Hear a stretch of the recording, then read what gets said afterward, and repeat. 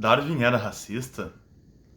Boa tarde a todos, e hoje a gente vai falar dessa figura que é tão importante na biologia e considerada por muitos por ser quase um semideus, né? Que é Charles Darwin.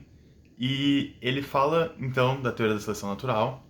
Ele escreveu, então, o livro A Origem das Espécies, falando sobre a seleção natural, que muita gente sabe.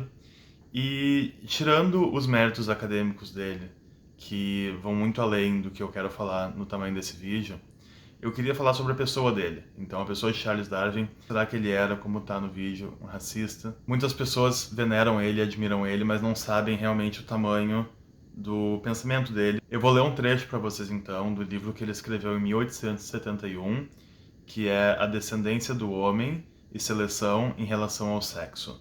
E eu acho que vai ficar bem claro o ponto que eu quero fazer com esse vídeo. O trecho fica na página 134 do livro em inglês.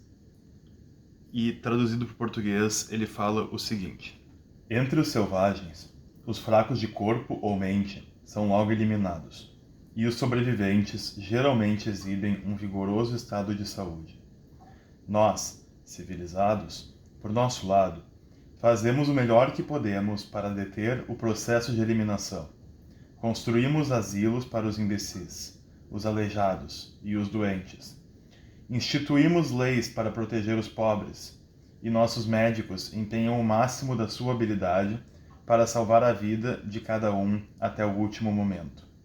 Assim, os membros fracos da sociedade civilizada propagam a sua espécie.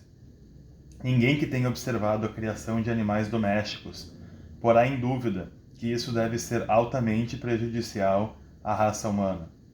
É surpreendente ver o quão rapidamente a falta de cuidados, ou os cuidados erroneamente conduzidos, levam à degenerescência de uma raça doméstica. Mas, exceto no caso do próprio ser humano, ninguém jamais foi ignorante ao ponto de permitir que seus piores animais se reproduzissem. Nisso daqui ele está basicamente dizendo o seguinte: na selva, os animais estão na vida louca. Eles se reproduzem naturalmente, os mais fracos morrem e os mais fortes sobrevivem, e assim vai dando continuidade às espécies, e assim que as novas espécies vão se formando. Tá? Mas na espécie humana, o homem ele toma cuidado das pessoas mais fracas. Então ele está basicamente aqui dizendo que, apesar de ser a espécie mais inteligente, mais desenvolvida, a gente é a espécie mais burra, porque a gente toma conta das pessoas mais fracas e das pessoas inferiores. Então ele basicamente está indo contra toda aquela noção cristã de que os fortes têm que cuidar dos fracos, né? Então as pessoas que têm mais meios deveriam ajudar as que têm menos. As consequências do trabalho de Darwin podem ser vistas bem claramente no que foi o movimento da eugenia. Então o próprio movimento já nasceu do primo de Darwin, que era o Sir Francis Galton, que foi quem criou os primeiros métodos de correlação na estatística, e ele falava que a gente deveria criar uma sociedade que a gente só deixa os melhores membros se reproduzirem, então criando uma espécie superior. Como é que Darwin influenciou isso? Bom, Darwin influenciou isso porque a ideia de progresso ela já é muito antiga, então a gente vê desde a Bíblia, já tem a ideia de progresso da saída do Jardim de Éden até o Apocalipse, e aí depois, quando entra a ciência moderna, eles começam a falar, Voltaire fala, Condorcet fala, na economia tem Malthus, Adam Smith, e eles começam a falar então desse progresso mais técnico da sociedade, ou seja, para onde que a sociedade está indo, para onde que devidos setores estão indo. E basicamente o que Darwin fez é que ele pegou a ideia de progresso e trouxe para a natureza, para a biologia. Então agora as pessoas pelo menos acreditavam que conseguiam saber como que se dava a evolução, ou seja, o progresso, e progresso não é sinônimo de estar melhor, tá? Progresso é só a continuidade. Então esse progresso da espécie humana, progresso das espécies. E a questão interessante aqui é que, entendendo como funciona esse mecanismo de progresso, ou seja, esse mecanismo de seguir em frente, a gente consegue manipular ele. E é daí que vem a ideia de Galton de criar o movimento da eugenia. Então, eugenia vem do gene superior. E ele fala isso, então essas ideias são muito perigosas. Então, Galton, ele tinha essa visão estatística do mundo, na qual aqui tem uma curva normal, aqui tem as piores pessoas, aqui tem a maioria das pessoas que são a média, e aqui tem as melhores pessoas. E ele diz que a gente tem que puxar essa curva para cá, entendeu? A gente tem que botar Já que a gente sabe como o mecanismo da genética funciona, então a gente tem que passar essa curva cada vez mais para cá, para cada vez ter pessoas melhores. Então, ele começou na Grã-Bretanha com um movimento de realmente estimular a procriação dos seres superiores da sociedade. E foi para os Estados Unidos já com uma ideia um pouco mais diferente, que seria de desestimular a procriação dos seres que são menos desenvolvidos. E eu não vejo tanta diferença, eu acho que a ideia em si já é meio doentia, então do homem querer manipular a sociedade de certa forma.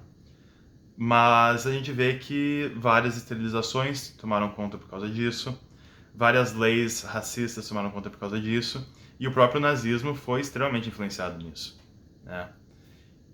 No Brasil, o movimento não teve um efeito real tão grande, mas tiveram várias discussões sobre se não deveríamos embranquecer a população. Então, isso tudo é muito doentio, isso tudo é muito estranho, e isso tudo sim veio de Darwin. Então, voltando ao propósito do vídeo, eu queria mostrar para vocês que não é porque Darwin fez um trabalho científico que foi muito influente, que foi muito interessante, e eu não quero entrar no mérito científico agora. Mesmo que vocês admirem o trabalho científico dele, tomem cuidado em falar que vocês admiram ele, porque ele era uma pessoa, sim, preconceituosa.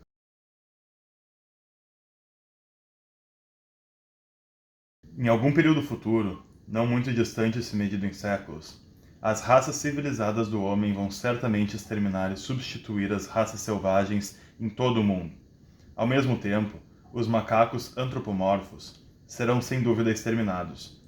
A distância entre o homem e seus parceiros inferiores será maior, pois mediará entre o homem num estado ainda mais civilizado, esperamos, do que o caucasiano, e algum macaco tão baixo quanto o babuíno, em vez de, como agora, entre o negro ou o australiano e o gorila. Vocês podem tomar suas próprias conclusões, mas eu acho que depois de ler esse trecho, que foi escrito, pensado, não foi uma fala boba aqui ou ali, foi um trecho escrito no livro como tese. Então, se vocês realmente concordam comigo e vocês acham que a teoria da evolução, que a teoria da seleção natural é uma teoria boa, se vocês acreditam que o trabalho de Darwin é um trabalho bom, então tomem cuidado para falar que vocês admiram o trabalho dele dentro da biologia, e isso serve para qualquer pessoa. Então, sempre que vocês forem dizer que vocês admiram muito uma pessoa, vejam se realmente vocês admiram a pessoa ou se vocês admiram o trabalho científico. Que na verdade, o trabalho científico dele veio dessas tendências dele. Tem muita questão do trabalho científico, eu não acredito que dê para separar 100% o trabalho científico de uma pessoa do que ela realmente é, entendeu? Do que da natureza da pessoa. Mas enfim, se por algum acaso vocês não concordam, vocês desprezam a pessoa, mas vocês acham muito bonito o trabalho dela, então tomem cuidado para pelo menos tentar fazer uma distinção básica, tá bom? Então tá, gente, por hoje era isso. E eu vou deixar aqui na descrição, então, algumas informações que foi da onde eu tirei material para fazer esse vídeo, tá bom? Um abraço para todos.